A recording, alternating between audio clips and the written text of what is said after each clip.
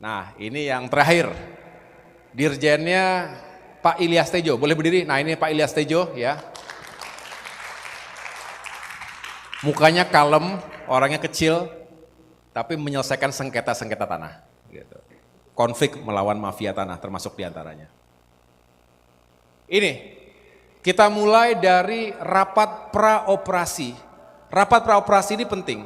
Di tahun 2024, sesaat atau ini tanggal berapa, masih ingat gak ini? Di awal-awal saya menjabat itu kita segera menyelenggarakan rapat praoperasi untuk menentukan berapa jumlah target operasi yang akan kita tetapkan. Dan dari berbagai pertimbangan ada 82 kasus, betul ya Pak Irjen Widodo? 82 kasus di mana target atau potensi kerugian negara dari 82 kasus itu diestimasi sekitar 1,7 triliun rupiah. Nah, ini yang ingin kita selamatkan, jangan sampai terjadi. Nah, perkembangannya karena memang tidak mudah ya, jangankan masalah sengketa konflik mafia tanah, masalah kecil aja kan butuh waktu. Tapi kita bekerja dengan serius, ada 19 kasus, yang lainnya masih on progress. Mudah-mudahan nanti akan semakin banyak lagi. Dan dari 19 kasus saja, kita sudah berhasil menyelamatkan potensi kerugian negara dan masyarakat itu sekitar 893 miliar rupiah.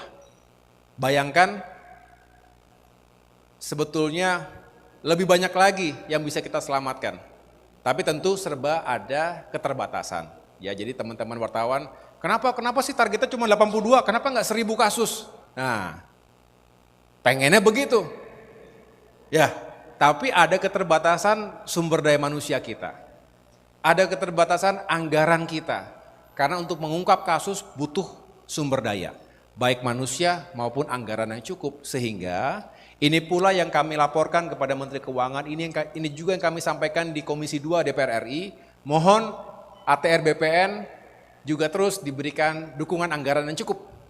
Kita tahu prioritas negara banyak, pemerintah juga punya target-target yang lain, tetapi mudah-mudahan karena dengan menangani ini secara serius, bayangkan 19 kasus saja bisa menyelamatkan 893 miliar. Bagaimana kalau 50 kasus? Bagaimana kalau 100 kasus? Bagaimana kalau 1000 kasus? Dari pengungkapan kejahatan pertanahan. Ini contoh yang saya datangi secara langsung, mungkin teman-teman juga sudah melihat dan mengikutinya. Pertama, operasi di Jawa Timur. Ada kasus mafia tanah di Banyuwangi dan juga Pamekasan, Madura. Sedangkan yang terakhir ini dilakukan di Kendari. Ini contoh ya, di Kendari, Sulawesi Tenggara. Jadi pemalsuan dokumen, si mafia tanah ini menang terus, sampai PK menang dia. Sesaat sebelum mau dieksekusi hasil putusan tadi, lalu ada anggota masyarakat yang kena colek gitu tanahnya. Dia tanahnya cuma 1 hektar, tapi yang sebetulnya dirugikan tuh 40 hektar itu, yang tadinya kalah terus dia. Nah karena dia kena colek, dia nggak terima, terus akhirnya kita dapatkan laporan itu, kita bedah lagi, dan ternyata benar, dokumen-dokumen yang digunakan tuh palsu semuanya. Menggunakan dokumen kelurahan, apa begitu namanya, tahun 72. Padahal kelurahan itu baru berdiri tahun 78. Nah, kalau nggak jeli, lepas ini.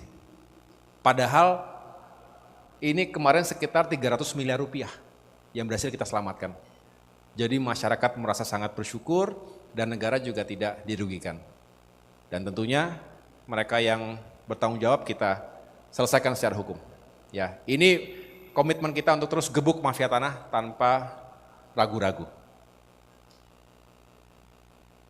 Terakhir kemarin di gedung ini, kita juga menyampaikan sertifikat HPL kepada PT KAI, Kereta Api Indonesia, yang telah memiliki sengketa masalah tanah yang berlokasi di Medan, di salah satu center yang begitu strategis dari tahun 82. Tahun 2011 sudah keluar masuk pengadilan. Nggak selesai-selesai, tapi akhirnya kita cari jalan tengahnya, win-win solution, tidak ada yang kita benar-benar tanpa konflik kepentingan, maka kita bisa menyelesaikan masalah yang sudah berpuluh tahun ini dan berhasil mengamankan aset negara kurang lebih 482 miliar. Ini satu aset yang dimiliki oleh PT KAI. Masih banyak lagi aset yang dimiliki oleh PT KAI maupun BUMN lainnya. Can you imagine betapa luas spektrum urusan tanah dan tata ruang ini? Jadi tidak mudah dan kami akan terus bekerja semaksimal mungkin. Ya.